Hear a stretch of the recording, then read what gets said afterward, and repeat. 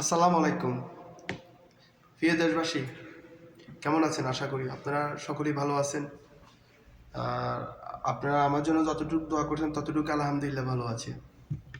তো আজকে আপনাদেরকে কিছু কথা বলতে চাচ্ছি। গতকাল আমাদের নোয়াখালীর কৃতি সন্তান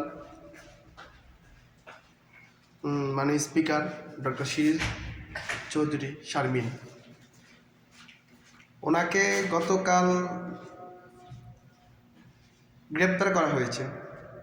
তো ওনার বয়স ৮০ থেকে ৮৫ মতন হয়েও গেছে, বয়স হয়ে গেছে। তো গতকাল ওনাকে গ্রেপ্তার করছে। তো আমি এটা প্রতিনিন্দাবাদ জানাই। তো ওনাকে ৫ই আগস্টের পর থেকে ওনাকে গ্রেপ্তার করা হয় না কেন? সবাই তো ছিল, সবাইকে তো গ্রেপ্তার করা হয়েছে, ওনাকে কেন গ্রেপ্তার করা হয়নি? তো ওনাকে এখন গ্রেপ্তার কেন দেখাচ্ছে? আগে কেন করেন নাই? কার কাছে ছিল উনি? এখন গ্রেপ্তার দেখাচ্ছে। হ্যাঁ, তো এটা আল্লাহ জানে কেমন হচ্ছে, কি কারণে করতেছে। তবু এটাই বলতে পারি আপনারা, এই মানুষটি কারোর সাথে ভেজাল ছিল না, কারোর সাথে দ্বন্দ্ব ছিল না, কারোর সাথে লেনদেন ছিল না।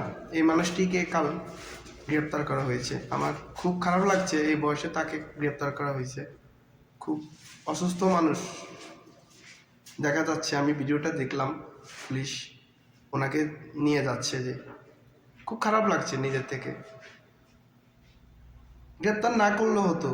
উনি কারোর সাথে বেদাল ছিল না, কারোর সাথে অন্যায় করে নাই। উনি মানে স্পিকার থেকে পদত্যাগ করছে। তো উনি কারোর সাথে ছিল না, তবু ওনাকে একটা মিথ্যা মামলা দিয়ে ওনাকে গ্রেপ্তার করেছেন। তো এটা ঠিক না, আমরা সকলেই প্রতি নিন্দাবাদ জানাই। তো আমাদের বাংলাদেশের সরকারের কাছে ওনার কাছে অনুরোধ রইল, আপনার কাছে অনুরোধ রইল, সরকারের কাছে অনুরোধ রইল, সকলের কাছে অনুরোধ রইল, আপনারা এই বিষয়টা একটু দেখবেন। যে সরকারের কাছে আবারও আমার অনুরোধটা রইল,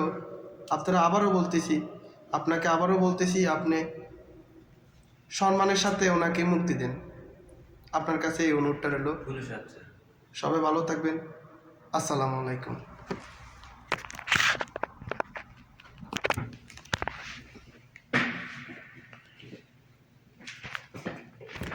বন্ধু